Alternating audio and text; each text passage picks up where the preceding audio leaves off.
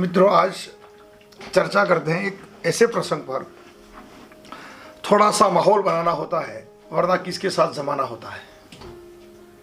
इस बात का एनालिसिस करें तो माहौल कैसे बनाएं हम, जिससे ज़माने और हमारे आसपास के लोगों के बीच हमारी उपवाद्यता या हमारे अनुकूल माहौल बनना शुरू हो जाए। क्योंकि मनुष्य को प्रेरणा के लिए माहौल की ज़रूरत होती है, सम्मान के लिए अपने लोगों की ज़रूरत होती है। कुछ लोग ऐसे चाहिए जो उसको ज़िंदगी जीने के लिए प्रेरणा दे सकें, ताकत दे सकें। क्योंकि भौतिकवाद और समाज के अंदर हम रहते हैं तो इन सब चीज़ों की ज़रूरत होती है। क्योंकि हम कोई साधु या संत या फकीर या सन्यासी तो है नहीं, तो ज़रूरत है कि हम थोड़ा सा माहौल बनाएं, नहीं तो हमारा ज़माना हमारे साथ नहीं आएगा। और माहौल बनाने के लिए मनुष्य को अनेक प्रकार के कर्म करने होते हैं। तो कर्म का माहौल बनाएं। आपके कर्म कितने व्यापक हैं, आपके कर्मों में कितनी उदारता है, आपके कर्मों में कितनों को प्रेरणा दे पा रहे हैं, आपके कर्म कितने सामर्थ्यवान हैं, आपके कर्म की मौलिक अभिव्यक्ति का उत्पादन कितना नैसर्गिक है, और कर्म की व्यापकता क्या है। जितनी बड़ी व्यापकता उतना बड़ा माहौल। तो सबसे पहले अपने कर्मों को सही दिशा देकर अपने कर्मों का एक उचित माहौल बनाओ। अर्थात आपके कर्म सफलता आधारित हों, आपके कर्म आनंददायी हों, आपके कर्म निरंतर प्रेरणादायी हों, आपके कर्मों का जो परिणाम है वो व्यापक हो, और कर्म पर आपका पूर्णतः योग्यता और अधिकार हो। ये जब चीजें आ जाती है, जैसे कोई बच्चा पढ़ रहा है, उसके पढ़ने का कर्म है, अब उस कर्म में जो पढ़ रहा है उसमें योग्यता भी है और पढ़ाई पर उसका अधिकार भी है, तो निश्चित तौर पर उसका कर्म व्यापक होगा, उसको सम्मान मिलेगा और अपने ज्ञान से दूसरों को भला कर पाएगा। तो शैक्षणिक प्रक्रिया में उसका माहौल बनना शुरू हो गया। टीचर भी उसको पसंद करेंगे, आसपास और परिवार सभी के प्रति उसकी अनुकूलता मिलनी शुरू होती। इसको कहते हैं कर्मों का माहौल। ऐसे ही यदि हम अपने जीवन के अंदर क्रिया का माहौल पैदा करें कि हम कौन सी क्रिया करें। हमारे दिन भर में की जाने वाली अनेक क्रियाएं अपने कर्मों की सही दिशा में अभिव्यक्ति का माध्यम बने। कर्म अच्छे हैं, कर्मों का उत्पादन भी बढ़िया है, लेकिन आपका जीवन जो क्रियात्मक है वो स्वीकारात्मक नहीं है। आपकी क्रियाएं आपके कर्म के साथ सामंजस्य नहीं बना पा रही है, तो आपको जो उचित माहौल मिलना चाहिए वो नहीं मिलना चाहिए, मिलेगा नहीं। इसलिए हमें जरूरी होता है कि हम अपने कर्मों को और क्रियाओं के बीच में ऐसा सामंजस्य बनाएं कि आपकी क्रियाएं एक आपको खुद को प्रेरणा दे पाए, नवीनता के साथ हो, सृजनात्मक हो, अभिव्यक्ति उन्मुख हो, और एक नई परिपाटी और नई शैली से आप हर कार्य को क्रियान्वित करते हैं। क्योंकि क्रियाएं आपके मूल मानसिक और आध्यात्मिक, भौतिक और आपकी मन स्थिति का प्रतिपादन है, जिसके द्वारा आप जो कर्म करते हैं या जो क्रियाएं करते हैं वो कर्म को सफलता उस क्रियाओं से मिलती है। लेकिन क्रिया ही आनंद है, क्रिया ही आपके सृजन का मूल आधार है कि किसी काम करते समय आप कितने खुश हो। तो आप बहुत अच्छे कारीगर हो, बहुत अच्छे बच्चे पढ़ने वाले हो, लेकिन आपकी जो क्रियाएं हैं वो आसपास के माहौल को सही नहीं बना पाती है, तो फिर आपको एक जो आपके कर्मों का जो परिणाम सफलता तो मिल सकती है, लेकिन वो क्रिया अनुचित होने के कारण आनंदात्मक नहीं हो सकती है। इसलिए माहौल अच्छा बनाना है तो क्रिया भी अच्छी होनी चाहिए। और दूसरा जो माहौल बनता है वो बनता है भावों से। क्योंकि जब तक आपके भाव आपके आसपास और आपके जीवन के चित्त की दशाओं में भाव नए रिश्तों को बनाते हैं। इसलिए हमारे जो आसपास का जो माहौल बनता है वो आपके भावात्मक व्यवहार से बनता है कि आप लोगों के प्रति कितने संवेदनशील हैं, प्रकृति के प्रति कितने संवेदनशील हैं, आपके किसी आसपास के लोगों के प्रति भावनाएं कैसी हैं। तो भाव यदि आपके माहौल को सृजन कराने में मदद करते हैं तो आसपास का वातावरण आपके लिए खुशनुमा बनना शुरू हो जाए, तो भावा अभिव्यक्ति जो है, अब इतना तो हम कर ही सकते हैं ना जीवन में कि भाई हम कहीं जा रहे हैं, छोटा बच्चा भी है तो हमारे पास कुछ खाने की चीजें उसको शेयर कर दें, कभी उसको प्रेरणादायी बातें कर दें, उसका नाम लेकर उसको पुकार लें।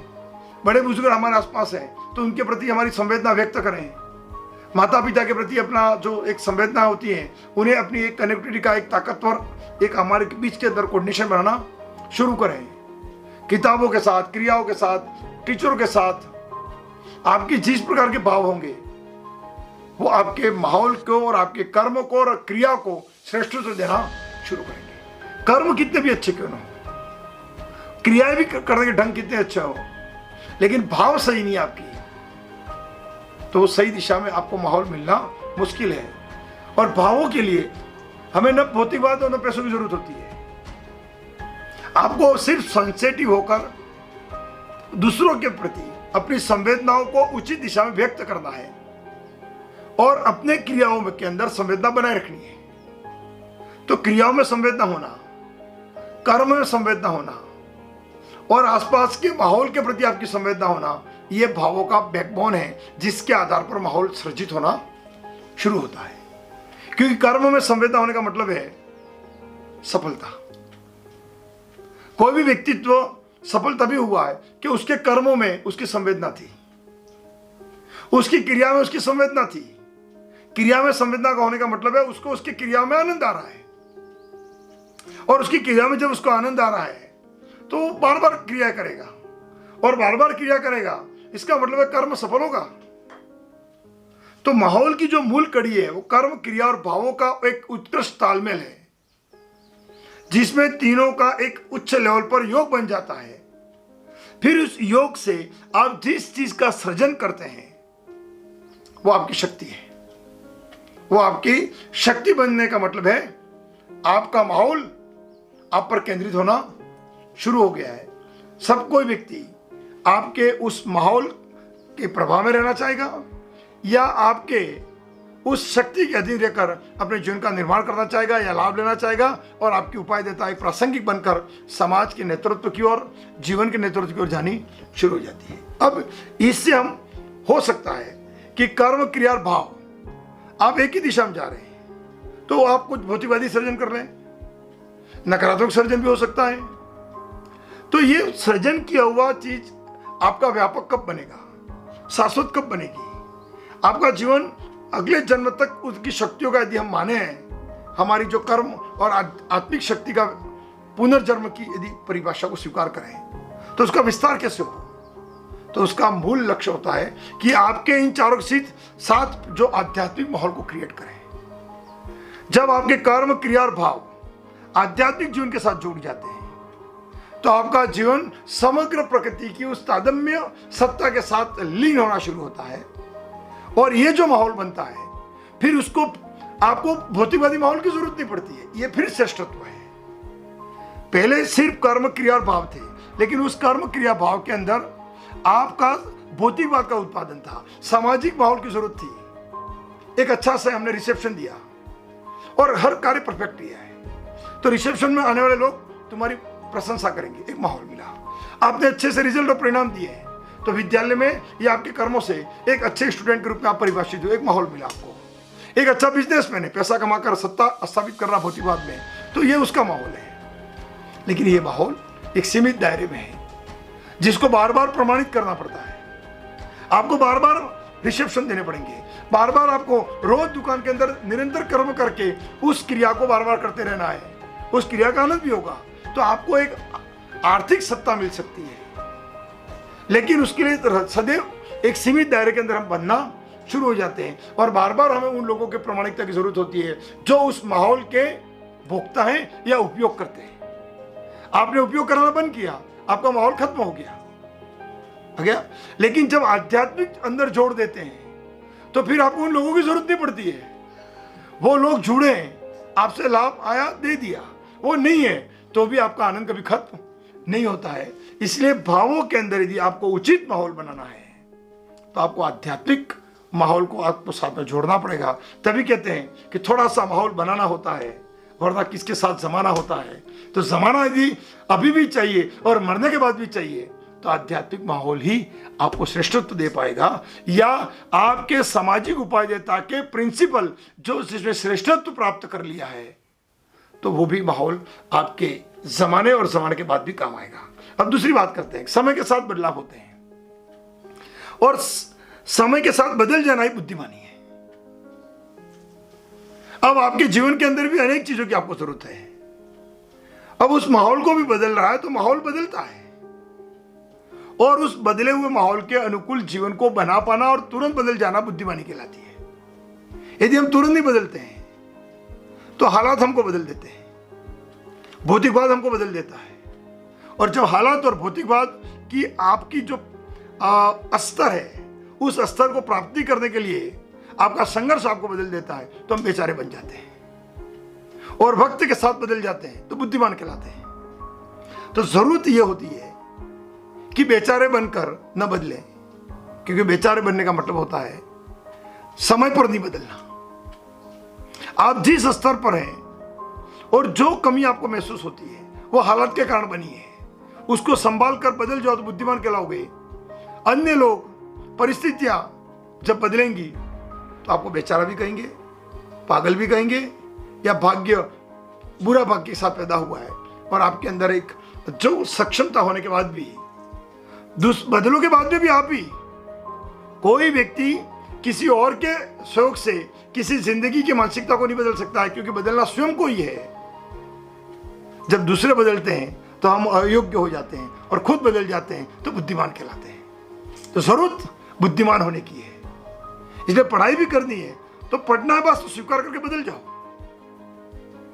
तो आपको परिवार, दोस्त, सबका ताकत मिलेगी। परिणाम अनुचित आने पर जबरदस्ती लोग आपको बदलेंगे तो वो परिणाम आपकी उपलब्धि नहीं कहलाती है, उसका श्रेय दूसरों को मिलना शुरू होता है।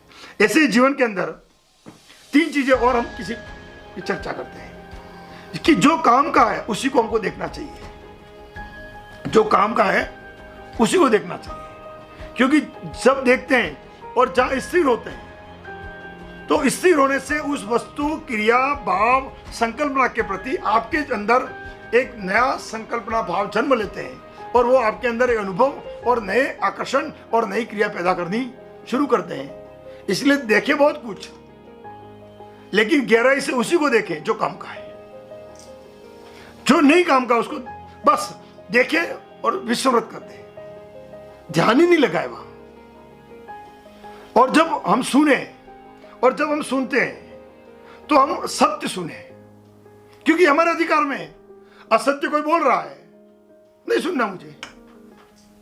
ये जब ऐसा ही तो बुद्ध ने वो कर रहे थे, कोई गालियां भी देता है तो तेरी गाली तेरे पास, मैंने सुना ही नहीं है। आगे ध्यान में क्यों? क्योंकि इससे उनके भाव कभी बिगड़ते नहीं है और चित्त में विकृति आती नहीं। इसलिए जो सुनना है वो हमारे अधिकार में, सत्य सुने। देखना हमारे अधिकार में है, वो ही देखे जो काम का है। लेकिन बोलना जो है वो उचित बोले। आगे ध्यान में, उचित क्यों बोले? क्योंकि जो बोलोगे वो तुम हो। तो जो तुम्हारे काम का है, जिसे तुम्हारा व्यक्तित्व बने, जो तुम कर सकते हो, जो तुम्हारी अनुभूति में है, उसी उचित को बोले। यदि आपने बोलना गलत कर दिया तो जो देखा वो भी और जो सुना वो सब फेल होना शुरू हो जाएगा। इसलिए आप जो बोल रहे हैं, चाहे वो शाब्दिक हो चाहे अशाब्दिक हो, वो उचित बोले।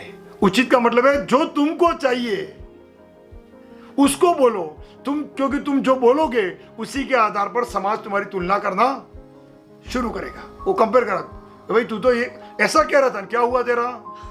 इसीलिए हम जो चीज बोले, इसलिए पुराने जमाने के ये हमारे दार्शनिक कहते हैं कि कर्म बोलने चाहिए, शब्द नहीं बोलने चाहिए। तो बोलना जो है वो उचित ही बोलना चाहिए, और हम जो बोले सोच समझ कर बोले। तो देखने के अंदर यदि आपको कोई देखना पड़ा तो ये आपके अधिकार में है। देखा भी हमने हमारे काम का, सुना भी जो सत्य है वो। अच्छा, सत्य सुन रहे हैं, इसका मतलब हमारी समझ के अंदर जो भाव आएंगे वो आपके तर्क देंगे आपको कि भैया मैं जो पहले समझ रहा ये असत्य था और ये सत्य है। तो आपके अंदर जो नए भाव पैदा होने वाले हैं वो सत्य उत्पन्न करना शुरू करेगा। और वापस जो बोलना है, तुमको क्या चाहिए, तुमको क्या बनना है, तुम्हारे लिए लाभ कौन सा है, क्योंकि हर इसी जन्म में हम सब कुछ नहीं बदल सकते हैं, लेकिन हम इतने योग्य बन जाएं कि 25% के समय में हम अपने जीवन की भौतिकवादी आवश्यकता पूरी कर लें। 25% समय हमारी दैनिक क्रियाकलापों के लिए दे दें और 50% समय परमानंद की ओर ले जाना शुरू कर दें, तो जीवन ऐसे ही सरल और सहज बन जाता है कि हम 25% अपने जीवन का समय, और इसीलिए अपन कहते हैं ना कि अपन 33% समय उपयोग करते हैं। सरकार 8 घंटे वर्क अगेन, तो 33% समय हम देते हैं और 33% हम रेस्ट के लिए लगाते हैं। तो जो 8% का जो समय है ना, उसका सही उपयोग करने से सब कुछ चीजें संभव है। आपका माहौल भी बदल जाएगा। आप उस 8 घंटे के अंदर जो देख रहे हो, जो सुन रहे हो और जो कह रहे हो, उसको सही कोऑर्डिनेशन बना लो अपनी लाइफ के लिए, तो आपको एक निश्चित आकार मिलना शुरू हो जाएगा। क्योंकि 8 घंटे सोए हो, वो तो आपने दिन भर जो क्रिया की है उसकी बस वो नींद है, सुषुप्त अवस्था है। 8 घंटे आपने भौतिकवाद के लिए काम किया या बच्चा पढ़ा है, इससे भविष्य बनेगा। और भविष्य बनाना है, आप चाहते हो भविष्य मेरा बहुत बेहतर बने, तो सबसे पहले आज आनंद में जीना सीख लो। आज आनंद में जीना सीख गए हो तो भविष्य बेहतर बनेगा। और आनंद तभी आता है जब कर्म, क्रिया और भाव एक दिशा में आनी शुरू हो और उसमें प्रकृति का भाव या सत्य का अंश पनपना शुरू हो जाता है, तो मनुष्य के अंदर आनंद की वृत्ति आनी शुरू हो जाती है। जो दूसरों के विचारों के अधीन नहीं है वो आनंद में है, जो दूसरों के विचारों के अधीन है वो कभी आनंद में हो ही नहीं सकता है। इसलिए जीवन को बनाना है तो माहौल को सही बनाना है, तो जरूरी है कि हम थोड़ा सा माहौल बनाएं, तो वरना जमाना कभी आपको साथ देने वाला नहीं है।